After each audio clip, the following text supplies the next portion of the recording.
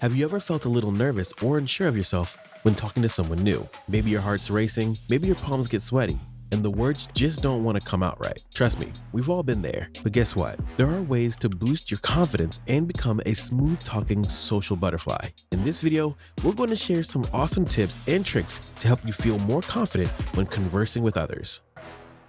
This first one is so easy and simple, yet the most overlooked thing when it comes to being confident: grooming and dressing well. Looking your best. The way we present ourselves to the world can have a significant impact on our confidence levels. When we take the time to groom and dress in a way that makes us feel put together and stylish, it sends a powerful message to our subconscious mind. Think about a time when you felt particularly confident and attractive. Chances are you had to put effort into your appearance that day. It's not about conforming to societal beauty standards or being high maintenance. It's about doing whatever makes you feel good about yourself. For some, that might mean investing in a new outfit that flatters their figure or trying out a new hairstyle. For others, it could be as simple as taking a few extra minutes to apply their favorite makeup look or accessorizing with that special piece of jewelry that always makes them feel fabulous. The key is to identify the grooming and fashion choices that allow you to feel like the best version of yourself. When you look in the mirror and see someone who is put together and radiating self-assurance, that confidence will naturally shine through your interactions with others. With that in mind, let's move on to another key component of projecting confidence: body language. Our body language communicates volumes before we even open our mouths. By adopting confident body language, we can not only appear more self-assured to others, but also trick our own minds into feeling that way. One powerful technique is the power pose. Before entering a social situation, take a few minutes to stand tall with your feet shoulder-width apart, your shoulders back, and your chin up. This expansive posture has been known to increase testosterone levels and decrease cortisol, the stress hormone, resulting in a boost of confidence and reduction in anxiety. Additionally, maintaining good eye contact is crucial for projecting confidence. Instead of letting your gaze dart around the room or staring at the floor, look people in the eye when speaking or listening to them. This simple act conveys self-assurance and engagement in the conversation. And don't forget about the power of a genuine smile. Smiling not only makes you appear more approachable and friendly, but also releases endorphins that can elevate your mood and reduce stress levels. However, body language alone won't make you a master communicator. Repeatedly putting yourself out there is essential for building lasting confidence. Practice, practice, practice.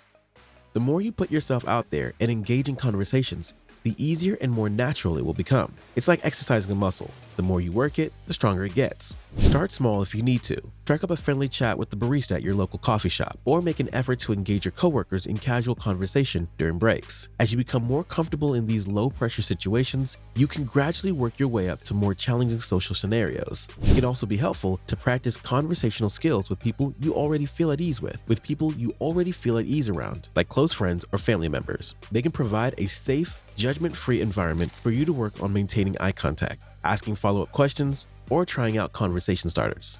If you really want to push yourself, consider joining a public speaking group or taking an improv class. These activities will force you to step outside your comfort zone and hone your communication skills in a supportive, constructive setting. Just as important as practice is focusing on your unique strengths during these interactions.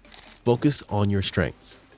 We all have unique talents, abilities, and positive qualities that make us valuable contributors to any conversation or social situation. When you actively highlight and focus on these strengths, it can help counteract feelings of self-doubt or insecurity. Take some time to reflect on things that make you special. Maybe you're an excellent listener with the ability to make others feel heard and understood. Perhaps you have a wealth of knowledge on a particular topic that allows you to engage in fascinating discussions. Or maybe your quick wit and sense of humor help to put others at ease and facilitate lively, enjoyable conversations. Whatever your strengths may be, consciously shifting your mindset to focus on these positive attributes can work wonders for your confidence levels. Instead of fixating on perceived weaknesses or flaws, you'll be reminding yourself of all the valuable things you bring to the table. Of course, even when leveraging your strengths, mistakes or awkward moments may happen from time to time. Learning from those missteps is key.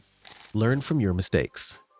Instead of beating yourself up or letting these setbacks completely deflate your confidence, try to view them as learning opportunities. Reflect on what you could have done differently and use the experience as a chance to improve your conversational skills. Perhaps you stumbled over your words or said something you immediately regretted. Don't dwell on it. Instead, think of how you could have phrased things differently or approached the topic with more tact. The key is to avoid harsh self-criticism and instead adopt a growth mindset. Every social interaction, even the ones that don't go as smoothly as you'd like, presents an opportunity to learn, grow, and become a more confident communicator. The next critical skill for confident communication is asking thought-provoking questions. Ask open-ended questions. Asking open-ended questions is an incredibly useful strategy for keeping a conversation flowing naturally. Yes/no questions tend to lead to short, stunted responses that can kill the momentum. Open-ended questions, on the other hand, encourage the other person to elaborate and provide more details. For example, instead of asking, "Did you have a good weekend?" you could say, "What did you get up to this weekend?" This invites them to share more about their activities and experiences. You can then follow up with additional open-ended questions like, "What did you enjoy about that?" Or, "How did you first get interested in that hobby?"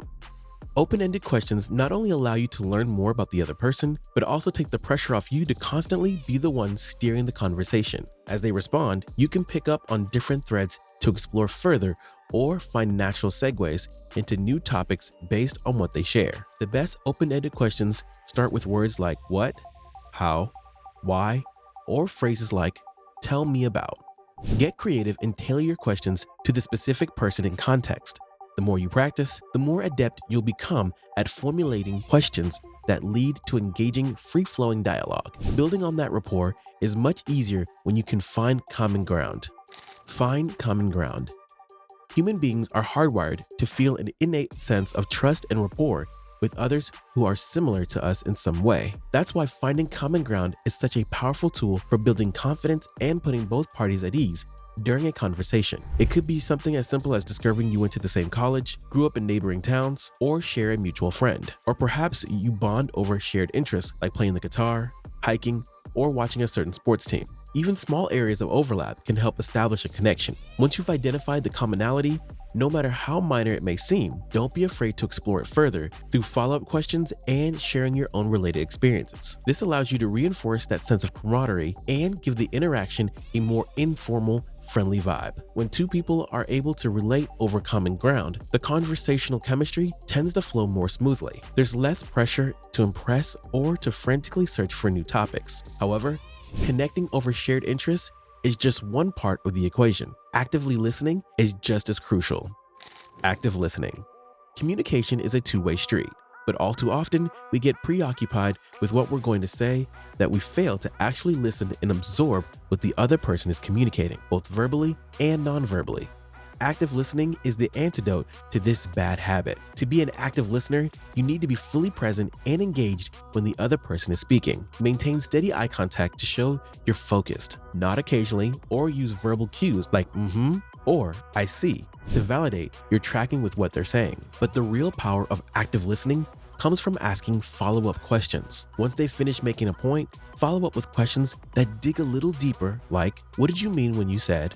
or "How did that situation make you feel?" This shows you were truly paying attention and are eager to better understand their perspective. All right, there you have all the tips, tricks, and mindset shifts you need to become a truly confident communicator who can charm anyone, anywhere. No more awkward pauses or anxiety-ridden conversations where you're just counting down the minutes until it's over. Of course, building genuine, lasting confidence takes consistent practice. So, I want to challenge you. After watching this video, pick one tip we've covered and consciously implement it the next time you find yourself in a situation where your confidence is put to the test. Then come back to the comments and let me know how it went. What tip did you try? How did it make you feel more self-assured in the moment? And if you found value in this video and want more game-changing advice for becoming your most confident self, do me a favor, smash that subscribe button and ring the bell to get notified every time I drop a video. See you next time.